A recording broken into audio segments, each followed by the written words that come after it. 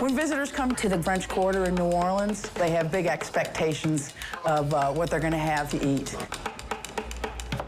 The restaurant community is very important to the city of New Orleans and the state of Louisiana. We are a significant driver of the economy here.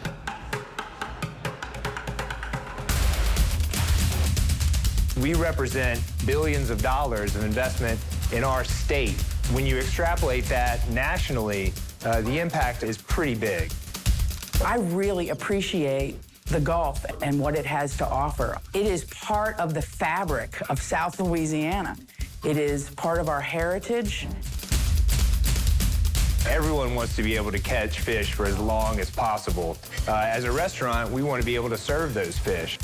And we want to be able to keep that alive forever.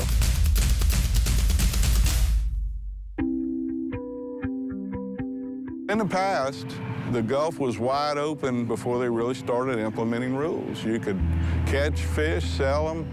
You could do almost anything you wanted, and that caught up with us. And by the late 90s, I could see the fish getting much harder to catch. So in 1976, the Magnuson-Stevens Act passed. It was 1990 that I remember the first regulations affecting me in the Gulf. But we were scared to death in the beginning that they were going to put us all out of business with regulations. So you had a lot of resistance from fishermen. But the more you get to know people and go to these meetings, you find the common problems that all of us have. So whether it's an environmental group or a seafood dealer, or we started getting restaurant people involved in the process of speaking up for ourselves, really. That's pretty much how we progressed to the Share the Gulf Coalition.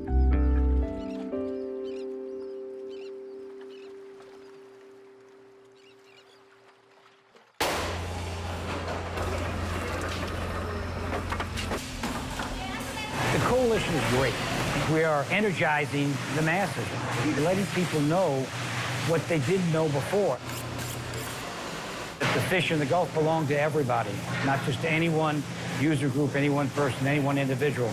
It's owned by the citizens of this country.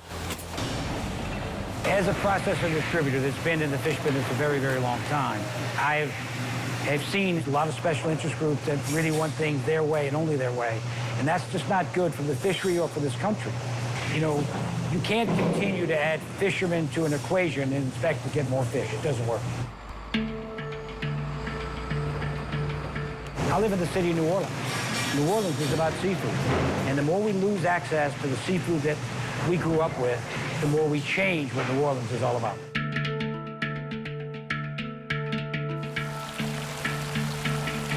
I love to fish. I'm an outdoorsman, really. I love to hunt and to do other things that are outside, especially with my children.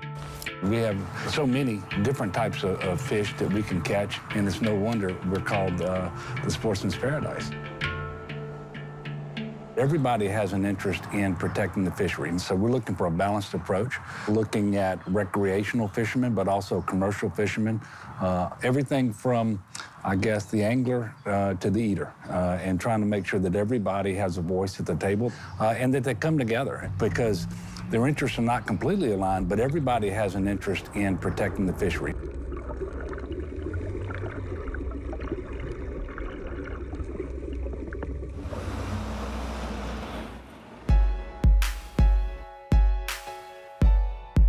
I've nominated 2 chefs to serve on the Gulf Council. These are chefs that don't just prepare the food in these restaurants, some of the best restaurants in the state of Louisiana, but they also love to go out and fish. And so they have a perspective that is not just the commercial perspective, but who have an appreciation for the recreational side. We want the fish to taste grilled, but I don't want it to taste super smoky. So while we interact with a lot of different kinds of fish in the restaurant, there's not a day that goes by where I'd rather be out on the water catching it myself.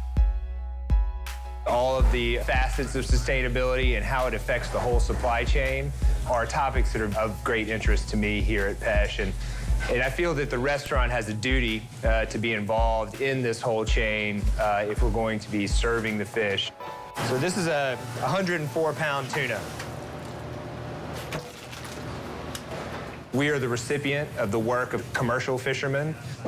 We are the place where recreational anglers come to eat. And we are also sort of the place where people around the country access fish that they may not be able to go out and catch. So my hope is that, given the opportunity, I can bring a sense of the balance of all of these different voices to what's going on in the council. Right now, we're standing inside of Redfish Grill. This is our barbecued oyster po' boy. We serve fresh, local Gulf fish. I think what would happen if the balance doesn't occur is that it forces kind of winners and losers. And I think that's not what the idea of Share the Gulf is. It's to have us all win. The Magnuson-Stevens Act has worked, and the science of it has shown that. What it's done and the rebuilding of the stocks and the way they do the allocations, it has made it so that we have fish available all year long. The Gulf is an incredible natural resource that has shown that it can be managed successfully, that we can bring species back from dangerous low levels, that science-based management can work for everybody. But we all have to be on the same page and realize that we're playing for the same team.